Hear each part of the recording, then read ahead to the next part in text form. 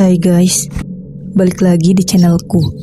Sekarang ada email masuk nih dari Adelia Khairunisa 2@gmail.com. Langsung aja kita simak ceritanya. Let's go. Ini adalah pengalaman yang terjadi pada bundaku. Suatu pagi, bundaku baru saja pulang dari pasar. Saat matahari sudah naik dan begitu panas, bundaku segera pulang. Sampai di rumah, bundaku melihat sebuah bayangan anak kecil yang berlari kencang dari arah kamar ke arah kamar mandi. Tidak berpikir yang buruk, bundaku mengira kalau itu adalah adikku. Ya, aku memiliki adik perempuan. Bundaku mengetuk pintu kamar mandi dan bertanya, Cok, kamu di dalam? Tapi tak ada jawaban apapun dari dalam kamar mandi. Tiba-tiba datang Caca dari pintu rumah menuju ke bunda. Caca salim, cium tangan bunda. Caca yang bingung melihat bunda yang terkejut syok melihat Caca dan tertegun di depan kamar mandi. Caca baru saja pulang dari main. Bunda mengira kalau Caca lah yang masuk ke kamar mandi. Bunda terlihat sangat syok. Caca berusaha menenangkan bunda dengan berkata, mungkin bunda hanya lelah. Karena sedari pagi pun Caca sudah main keluar rumah. Setelah itu, bunda tidak terlalu memusingkan. Bunda bergegas ke dapur untuk memasak makanan kesukaan anaknya. Bunda dan Caca pun makan bersama. Malam itu, entah mengapa, bunda tidak bisa tidur. Bunda masih kepikiran dengan hal yang terjadi tadi siang. Hal ini membuat bunda haus. Segera bunda ke dapur untuk minum.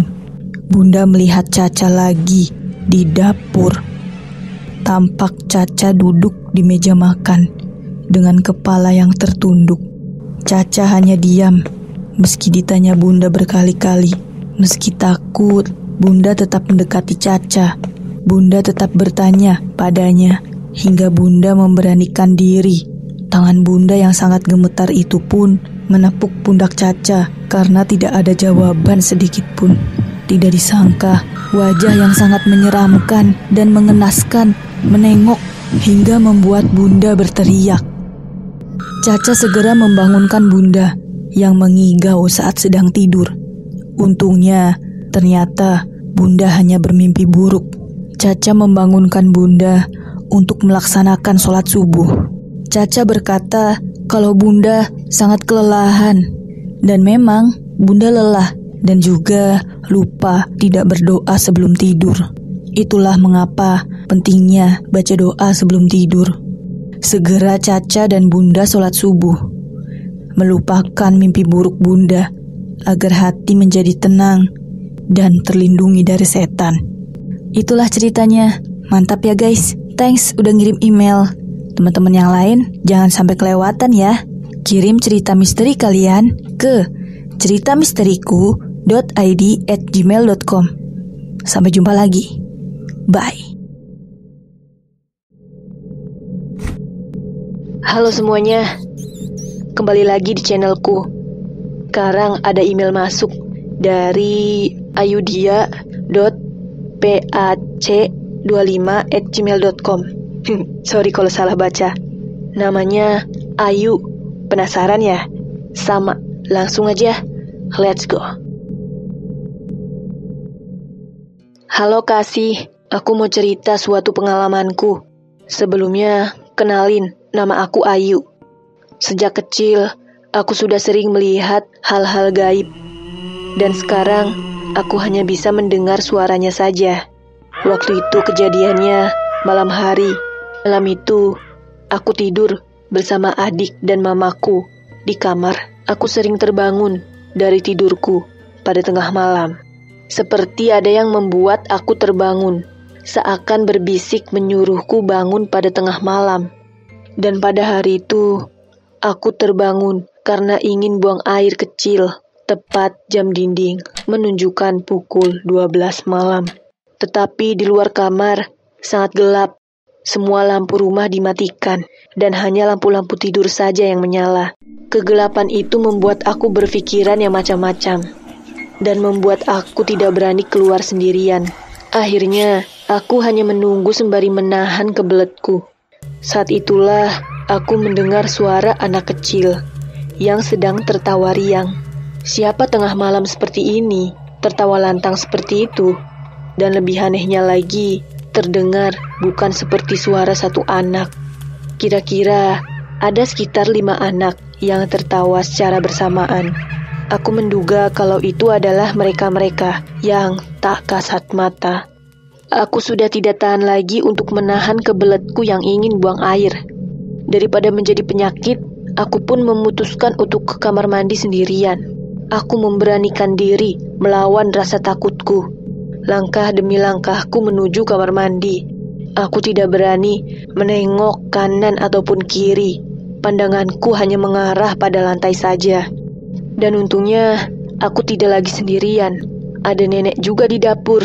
Meski nenek membelakangiku, tapi setidaknya ada yang menemaniku.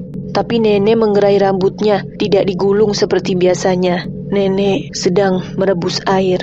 Karena kamar mandiku berhadapan dengan dapur, aku jadi bisa melihat nenek di dapur dan tidak takut lagi. Baru saja kakiku memijak ke kamar mandi, sekejap kedipan mata, aku melihat ke arah nenek. Nenek hilang begitu saja. Nenek tak lagi ada di tempatnya. Aku sangat bingung dan syok. Hal ini memancingku untuk berpikiran yang macam-macam lagi. Merinding dan gemetar sudah tubuhku. Segera aku tutup pintu kamar mandi.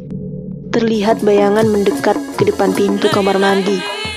Aku sudah sangat takut dan tiba-tiba bayangan itu berhenti menari jaipong di depan pintu kamar mandi.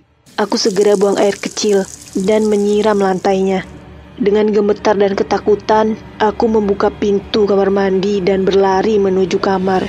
Tapi langkahku terhenti saat aku melihat salah satu pintu kamar terbuka secara perlahan. Nafasku berat, langkahku kaku, gemetar, dan jantung yang hampir meledak. Aku berusaha menengok, melihat siapa yang membuka pintu.